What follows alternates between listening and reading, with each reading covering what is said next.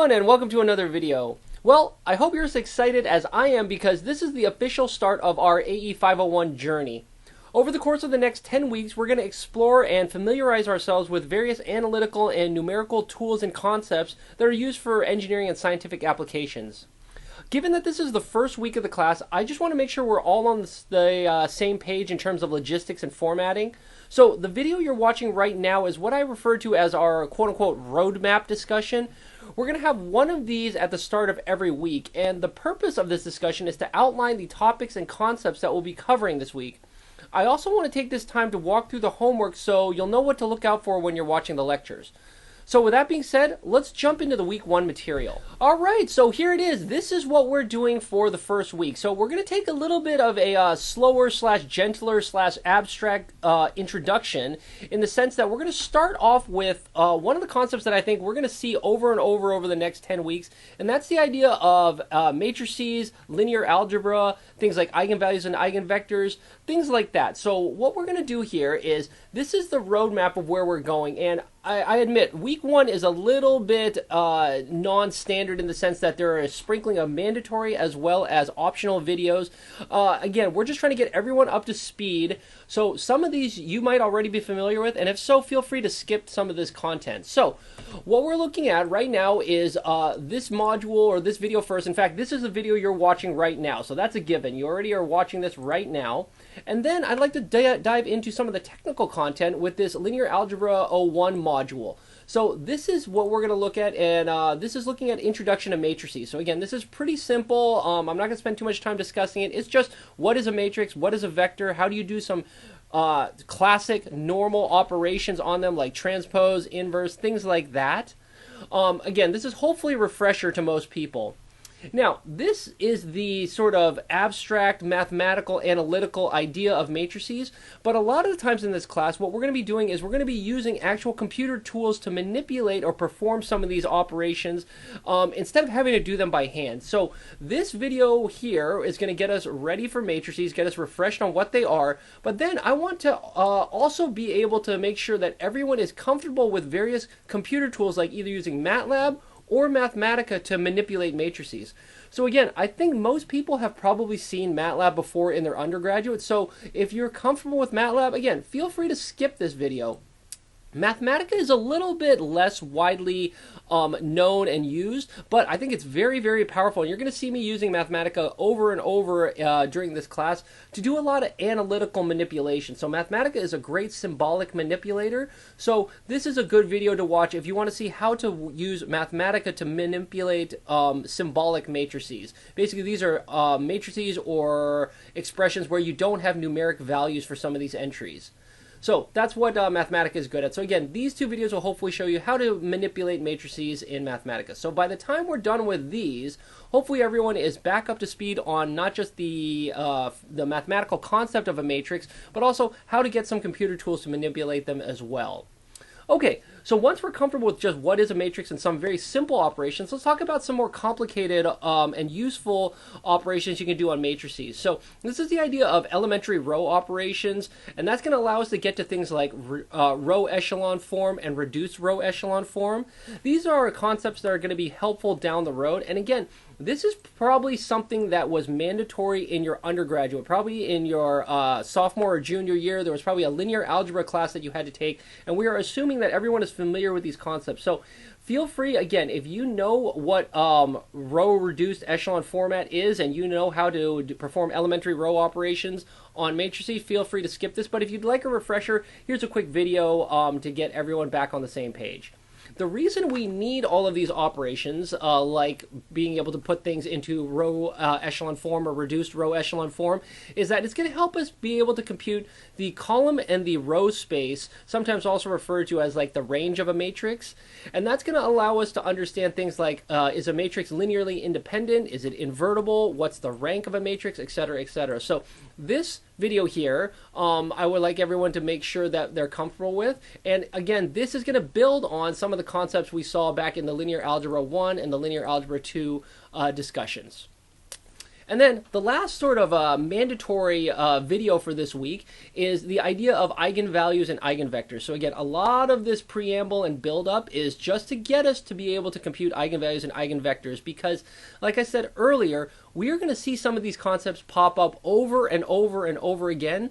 And eigenvalues and eigenvectors, they are going to show up all over. When we start talking about ordinary differential equations or partial differential equations or Fourier analysis down the road, all of this is going to show up. We're going to talk about eigenvalues and eigenvectors over and over and over. So I want to make sure we lay down the foundation of the mathematical idea of an eigenvalue and eigenvector, and again, how to compute some of those using different tools.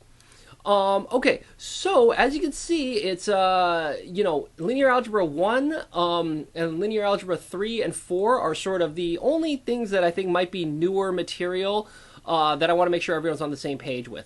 But again, like I said, a lot of people are coming from different backgrounds, and the idea with this particular class is to make sure we're all familiar and have a same and similar set of mathematical concepts. So there are several, as you can see, optional videos because if you want to refresh yourself, especially on some of these computer tools like MATLAB and Mathematica, I'm going to suggest a couple of these. Like, so if you've never seen MATLAB or you really just want to start from square one, this one will get you started.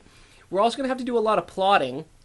Again, I'm going to assume most people have already done this in their undergraduate, so feel free to skip this if you want, if you already are comfortable with that. And then also, like I said, we're going to have to learn pretty much two tools in this class, both MATLAB as well as Mathematica. So if you want to see the Mathematica equivalent of basically, getting started from scratch and then how to do some simple plotting in Mathematica, these pairs of videos are sort of sister videos. These ones talk about how to get a lot of stuff done in MATLAB, and then these ones talk about how to get a lot of stuff done in Mathematica. So that's the game plan in terms of the roadmap of the videos and the lectures for this week. Why don't we jump into the homework so we can see what's coming down the pike and everyone will know what to look out for as you're watching these videos. Alright, so I've gone ahead and pulled up the homework. So let's just walk through this problem by problem just to provide a little bit more exposition and insight to make sure we all know what's being expected and maybe give people a little bit of a rough idea of how to go about tackling some of these problems. So problem one is, this is really simple. Like I said, we're going to be learning MATLAB and Mathematica or using it in this class quite extensively. So I want to make sure that everyone has access to it. So please go make sure that you have both of those installed on your machine or on some kind of remote terminal that you can get to using the techniques we talked about in the syllabus. So problem 1A is really simple. And then problem 1B is, these are those 4 videos that we were just talking about in the roadmap discussion, basically how to get started and do some plotting in MATLAB, and then how to get started and do some plotting in Mathematica.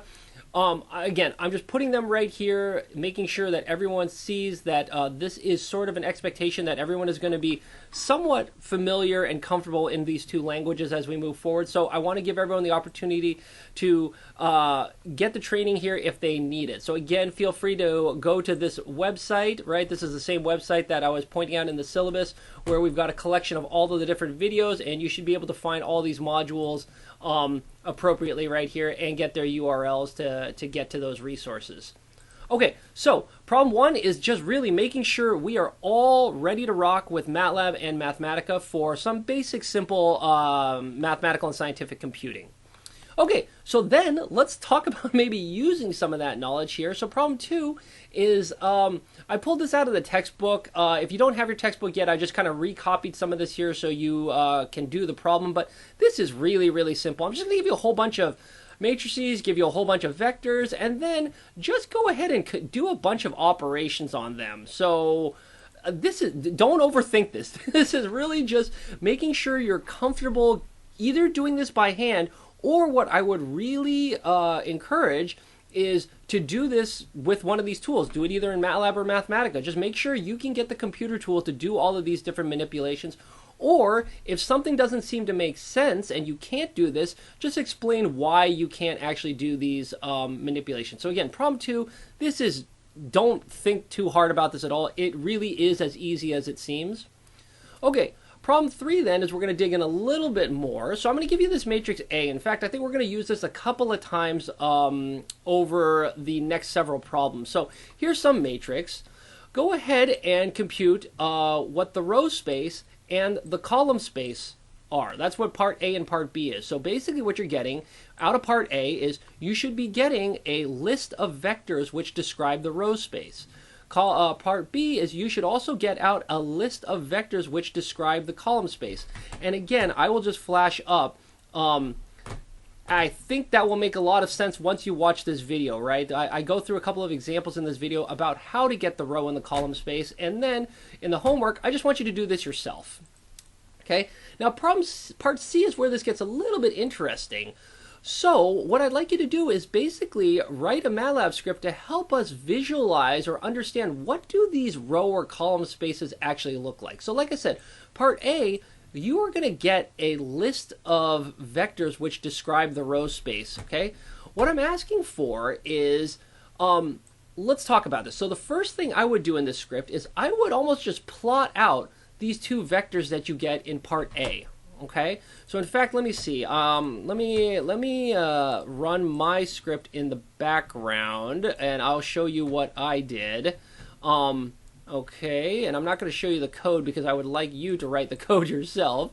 But okay, this is sort of what I got. So part A spits out, and I guess in this case, I'm thinking it's going to be two vectors you're going to get out of this. So I just plotted them as this green line and this red line. So this is what these two vectors look like. From part A, okay? Okay, they're just two vectors existing in three-dimensional space, okay?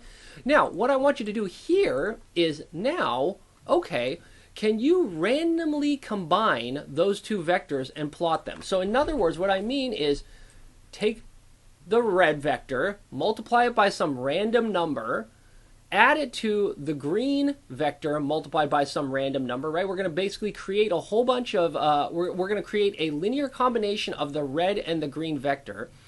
Again, using just random coefficients and plot what comes out. So here we go. I'll just do one example. So here, okay. So I randomly combine the red and the green and I got this little thin blue, okay? Now, I'm just going to do this again. Let's pick another random number, do it again. So I'm going to, yeah, oh, here's another one. Okay, so I got some other one. And I think everyone sees where I'm going with this, right? Just do this a whole bunch of times with a whole bunch of random random coefficients. So we're making random linear combinations of the red and the green vector. And that's all I'm asking you to do in part C is make the MATLAB script that basically generates this plot. And then tell me if there's anything interesting you observe happening here. I don't want to give too much of this away, okay? All right. So then in part D, let's take that idea and I'm going to ask, okay, I'm going to give you these two vectors, a B1 and a B2. Can you solve this equation for X? That's literally it.